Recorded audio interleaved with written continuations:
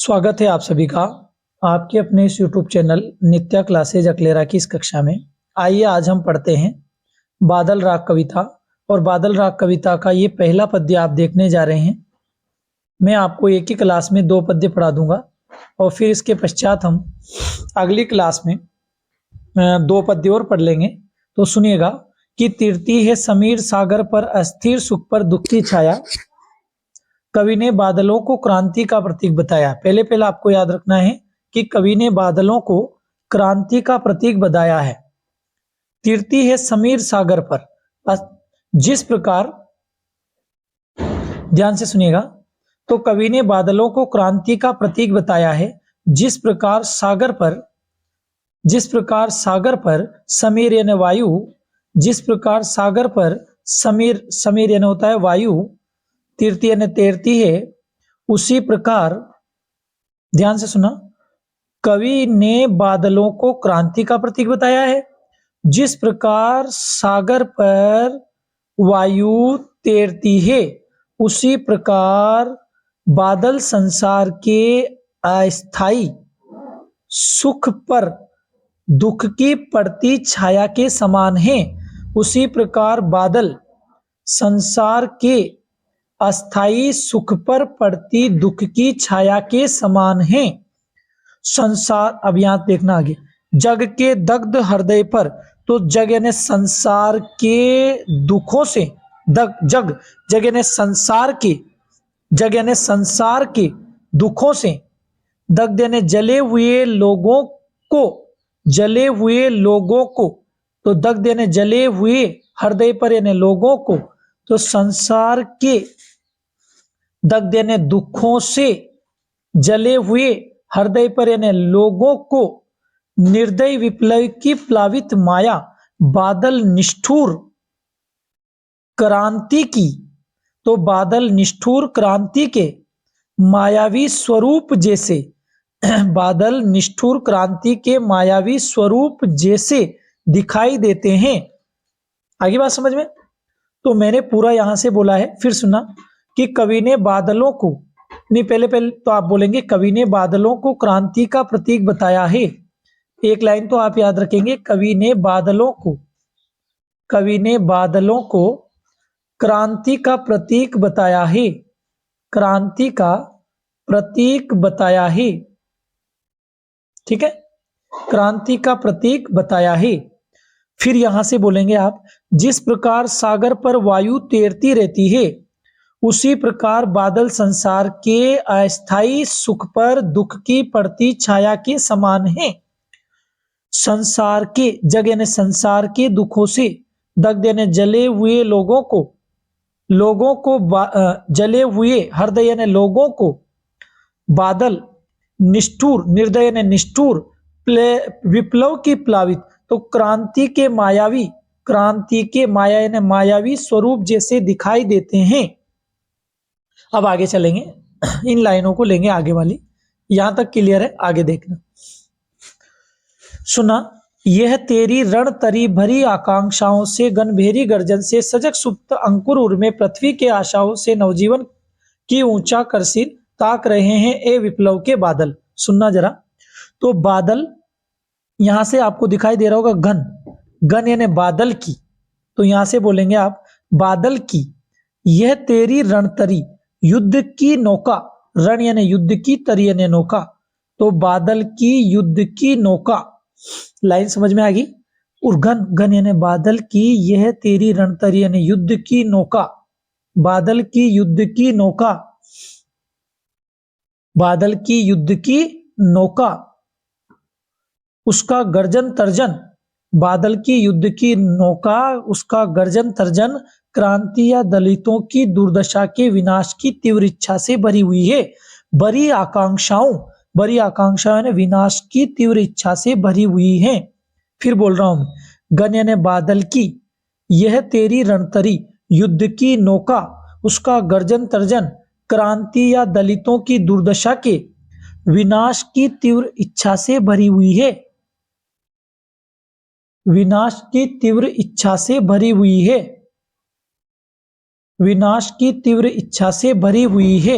आगे चले, अब देखो भेरी गर्जना से, तो उसके गर्जना रूपी, यहां से लेंगे भेरी गर्जना से, उसके गर्जना रूपी युद्ध के नगाड़ों की, उसकी गर्जना रूपी युद्ध के नगाड़ों की, उसके गर्जना रूपी युद्ध के नगाड़ों की तेज आवाज को सुनकर, उसके गर्जना रूपी युद्ध के नगाड़ों की तेज आवाज को सुनकर उर्मे पृथ्वी के, तो मिट्टी में छिपे पड़े, उर्मे पृथ्वी के मिट्टी में छिपे पड़े बीज, सुप्त अंकुर सावधान हो गए, और अंकुर यानी अंकुरित होकर सावधान हो गए, और अंकुरित होकर नवजीवन, तो नवजीवन पाने की आशाओं से यानी आशा से ऊंचा कर सिर, सिर उठाकर बार बार उसकी ओर देख रहे हैं, सिर उठाकर ताक रहे हैं, फिर यानी बार बार उसकी ओर देख रहे हैं, बार बार उसकी ओर देख रहे हैं, बार बार उसकी ओर क्या कर रहे हैं, देख रहे हैं। चाहे तो आप यहां से भी बोल सकते हैं ए विप्लव के बादल, चाहे तो आप यहां से भी बोल सकते हैं कि बादल की यह तेरी रणतरी युद्ध की नौका, बादल की युद्ध की नौका, उसका गर्जन तर्जन क्रांति या दलितों की भरी आकांक्षाओं से, दुर्दशा के विनाश की तीव्र इच्छा से भरी हुई है। भेरी गर्जन, घन घन भेरी गर्जन से सजग सुप्त अंकुर, तो उसके गर्जना रूपी, यहां चाहे ऐसे बोल सकते घन यानी बादल, तो बादल के गर्जना रूपी युद्ध के नगाड़ों की तेज आवाज को सुनकर, भेरी गर्जन तेज आवाज को सुनकर उर्मे पृथ्वी के मिट्टी में छिपे पड़े बीज सजग सुप्त सावधान हो गए, और अंकुर यानी अंकुरित होकर नवजीवन पाने की आशा से यानी आशा से ऊंचा कर सिर, अपना सिर उठाकर फिर बार बार ताक रहे हैं, उसकी ओर देख रहे हैं, ताक रहे हैं उसकी ओर देख रहे हैं। इसका मतलब है कि क्रांति ही दलितों और शोषितों को मुक्ति दिलाती है, क्रांति ही दलितों और शोषितों को क्या दिलाती है, मुक्ति दिलाती है।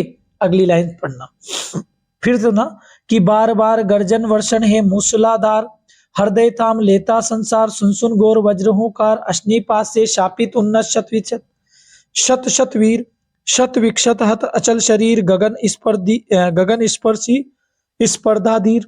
अब यहां से करेंगे शुरू कि बादल के बार बार गरजने, यहां से देखो बार बार गर्जन, तो बादल के बार बार गरजने, बादल के बार बार गरजने, वर्षण है मूसलाधार, मूसलाधार वर्षा करने से और बिजली गिरने से, यहां से देखना बादल के बार बार गरजने और